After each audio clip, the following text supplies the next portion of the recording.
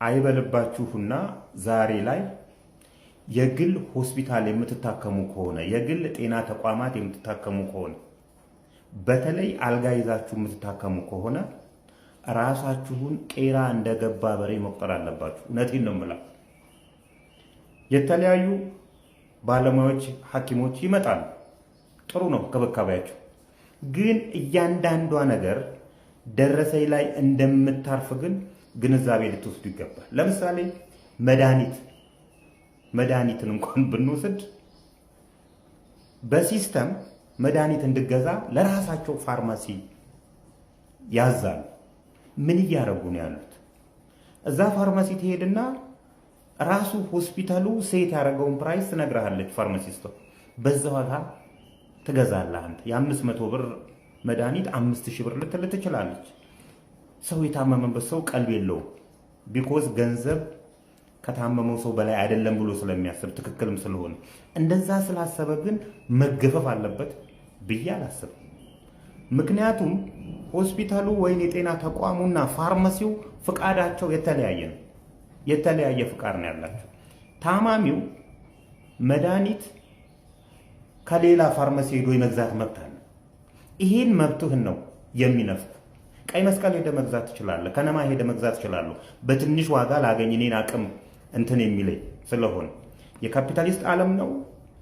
ሆስፒታሉ የራሱን ዋጋ ሴት አድርጓል። ይሄ ይችላል እችላለሁ ብዬ እስከሄድኩ ድረስ መድኃኒቱን ግን ከዚህ ፋርማሲ ግዛ ሊለኝ አይችሉም። እነሱ ግን በሲስተም ያስገዙሃል። አልገዛም ከዛ በተል ውጣለን ሁላ ሊሉህ ይችላሉ። የመንግስት ሆስፒታል ስትሄድ፣ የመንግስት ጤና ተቋማት ስትሄድ ደግሞ ማሽኖቹ መመርመሪያ ማሽኖቹ የለንምና የሆነ ቦታ ሄደ ተመርመርና ና ይሉሃል። እነሱ እዛ ተመርመር የሚሉ ሼር አላቸው። ራሱ ሐኪሞቹ የምትመረመርበት ቦታ 30% 40% ፕራይስ ይጨምርብሃል። ቢኮዝ የሐኪሞቹ እዛ ጋር ሼር ስላላቸው የእነሱንም መክፈል ስላለበት አንተ ፍትሃዊ ባልሆነ ዋጋ መንግስት ከቀረጥ ነፃ ባስገባው መድኃኒት ላይ ይህን ያህል ይገፉሃል። ሕክምና የንግድ ጉዳይ ብቻ አይደለም፣ የሰብአዊ መብት ጉዳይ ውስጡ አለ። ስለታመምኩ ድሃ ስለሆንኩ መሞት የለብኝም እኔ የመዳን መብት ስላለኝ ማለት ነው። ይሄ ስነ ምግባራችሁን ስትመረቁ የገባችሁ ስነ ምግባር ነው። አሁን ላይ ሚኒስቴር መስሪያ ቤቶች ለምሳሌ ጤና ጥበቃ ሚኒስቴር እነዚህ የግል ተቋማትን አይቆጣጠራቸው፣ ፖሊስ እንዲቆጣጠርለት ይፈልጋል። ትምህርት ቤቶች፣ የግል ትምህርት ቤቶች ትምህርት ሚኒስቴር አይቆጣጠርልም። አሁን ላይ ዛሬ ላይ ምዝገባ ጀምረናል። ገና እኮ ሐምሌ ምናምን እንዲጀመር እንትን የተባለ ደብዳቤ የተጻፈ ምዝገባ እንትን አሁን ከክረምቱ ጋር የምዝገባ እያሉ እየተቀበሉ ያሉ ስም እንጥቀስ። ሃርመኒ ሂልስ ለምሳሌ ጎሮ አሁን ላይ ምዝገባ ጀምሯል። ይሄ ምን ያሳያል መሰለ? ትምህርት ሚኒስቴር ወይም ደግሞ የትምህርት ቢሮ ይሄንን እንደማይቆጣጠር ማሳያ። ሁሉንም ፖሊስ ተቆጣጥሮ አይችልም። ኧረ አንዳንድ ሆስፒታሎች ግን እንደው እግዚአብሔርን ፍሩ። እውነቴን ነው እንዴ! የጦጣ ፍራንክ አይደለም የምንከፍለው፣ ብር ነው አይደለም ነው እንዴ! ካልቻላችሁ ወይ አይደለም ከአቅማችን በላይ ነው እንጂ የሚባለው ምንድን ነው እንዲመለፋደድ እንዴ? ይሄው እኔ ጥርሴን ካስሞላው 15 ቀን ነው ምናምን ቢሆነኝ ነው የተሞላው። መልሶ ተሸርሽሯል እንዴ! በምንድን ነው የሞላችሁኝ? አሁን ከሌው ሆስፒታል ነው በል ሌላ ጦስ ነው የሚመጣብኝ እንዴ! እረ በቅዱስ ሚካኤል ያልተማረ ዶክተር ከሆነ ያለው ወይ የሆነ ነገር መፍጠር እንጂ እንዲህ ስቃይቼ ታክሜ ደሞ አሁን ከዚህ በኋላ ንቀሉኝ ነው ሙሉት ነው ግጣሙት ነው ምንድነው ስምለው እንዴ? እግዚአብሔርን ያስፈሩም ወይ? ሰው አይደለንም ወይ እኛ? 120% የፕሪንሲፓሉን ኢንተረስት በየአመቱ ልመልስልህ ወይንም ደግሞ በየወሩ 10% ልስጥህ እና ገንዘብህን ስጠኝና ልነግድበት ብለው የመጡ ድርጅቶች እስካመሮች ናቸው ብለን በድፍረት የምንናገረው እኮ ከመሬት ተነስተን አይደለም፣ ስጋት ስላለብን ነው። ስጋቶቹን እንያቸው እስቲ። አንድ ድርጅት ለትርፍ የተቋቋመ ድርጅት ለምንድን ነው የሚሰራው? ስሙ እንደሚያመላክተን ለትርፍ ነው። ለትርፍ የተቋቋመ ድርጅት ከሰርኩም ትርፍም አገኘው እሰጥሃለሁ 10% ኢንተረስት በየወሩ 120% በየአመቱ ካለ ከቢዝነስ ፕሪንሲፕል አንፃር ይሄ ትክክል አይደለም። ምክንያቱም የገበያ መዋዠቅ አፌክት ያደርጋል። ገበያ አንድ ጊዜ ከፍ አንድ ጊዜ ዝቅ ሊል ይችላል። ይሄ ደግሞ የካምፓኒውን ትርፍና ኪሳራ ላይ ከፍታና ዝቅታን ያመጣል። ስለዚህ ኮመን የሆነ 10% ወይም ደግሞ 120% ሊሰጥህ አይችልም። የሆነ ቦታ ሲደርስ ፌል ማረጉ ስለማይቀር ነው።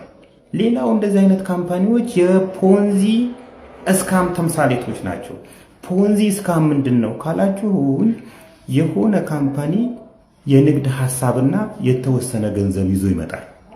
ያንን ገንዘብ ሐሳቤ ትክክል ነው ለማስባል ለተወሰነ ጊዜ ያንን ብር ለህብረተሰቡ ገንዘብ ሊሰበስብበት ላሰበው ህብረተሰብ ይሰጠዋል። ህብረተሰቡ ገንዘብ ባገኘ ሰዓት እውነት ነው ብሎ ሌላ ኢንቨስትመንት እንዲጨምር ያደርገዋል። ስለዚህ የፒራሚድ ቅርጽ ይዝና እላይ ላይ ያሉ ሰዎች እየተጠቀሙ ይሄድና መጨረሻ ላይ ፌል ያደርጋል። ስለዚህ የፖንዚ እስካም ምልክት ነው ይሄ። ስለዚህ ትክክል አይደለም። ሌላው ስጋት ይሄ ነው። ሶስተኛው ስጋታችን የኮላተራል ችግር አለበት ነው። የኮላተራል ችግር እንዴት ነው ያለበት? ሳበድርህ ምን ይዤ ነው ማበድርህ? አንተን አንዲት የተቆረጠች ወረቀት እኔ እናንተ ስለፈረምንበት ያ ነገር ስጋት አይሆንም ወይ? ምንድን ነው አንተ የሆነ ነገር ብታረገኝ ምን ሸጬ ገንዘቤን ልመልስ እችላለሁ ወይስ በምን አግባብ ነው እማበድርህ ነው? እነዚህ አይነት ስጋቶች ስላሉ ነው። ሌላኛው ስጋት ከህግ አንጻር የሚታዩ ስጋቶች ናቸው። አንደኛው የባንክ ፍቃድ ስጋት ነው። ለየትኛው ለብድርና ቁጠባ ለሚሰጡ ካምፓኒዎች ፍቃድ የሚሰጠው የብሔራዊ ባንክና የህብረት ስራ ማህበራት ኤጀንሲ ነው። ባንኮች፣ ቁጠባና ብድር ተቋማት እና የህብረት ስራ ማህበራት ናቸው ፍቃድ የሚሰጡት። አንተ ይህንን እንትንሰራለሁ ስትል ፍቃድ ከየት አገኘህ የሚል ጥያቄ ፖንዚ ስካም ስለመሆነ በቂ ማስረጃ ይሆናል። ሌላኛው የንግድ ህጉ ነው። የንግድ ህጉ አንተ ኃላፊነቱ የተወሰነ የህብረት ስራ ማህበር ነው፣ ኃላፊነቱ የተወሰነ የግል ማህበር ነህ፣ ሼር ካምፓኒ ነህ፣ በምንድን የተቋቋምከው?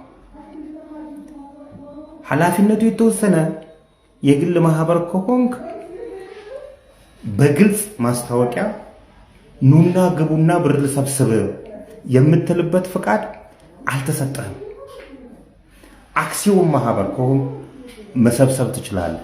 ነገር ግን አክሲዮን ማህበር ላይ ትርፍና ኪሳራ ትርፍን እንደምትካፈለው ሁሉ ኪሳራንም ትካፈላለህ። በዛ ላይ ትርፍና ኪሳራ የሚወሰነው በአመቱ መጨረሻ በሚደረግ ጠቅላላ ጉባኤ ነው። አንተ እያልክ ያለኸው ራሴ ከሰርኩም ከሁለቱም ከንግድ እንትኖች አንጻር ይሄ ህጋዊ አይደለም። ሌላኛው የካፒታል ገበያ አዋጅ ነው። የካፒታል ገበያ አዋጅን እንትን ለማለት እንደዚህ አይነት ገንዘቦችን ለመሰብሰብ የካፒታል ገበያን ፍቃድና ክትትል ይፈልጋል። ይሄን የለህም። የመጨረሻው ውሉ በህግ ፊት ምን ይመስላል? ውሉ በህግ ፊት ምን ይመስላል ካልን፣ አንድ እኔና ካምፓኒው የምንዋዋለው ውል የሽርክና ማህበር ከሆነ የኪሳራ ተጋሪነት ይጥልብሃል። የኪሳራ ተጋሪነት የለህም እያልክ ነው። ስለዚህ ውሉ ቮይድ ነው ማለት ነው። ሌላኛው ውል የብድር ነው። የብድር ውል ነው የምታዋውለኝ የምችል። የብድር ውል ስታዋውለኝ ደግሞ ልሰጠኝ ያሰብከው 120% ኢንተረስት ነው።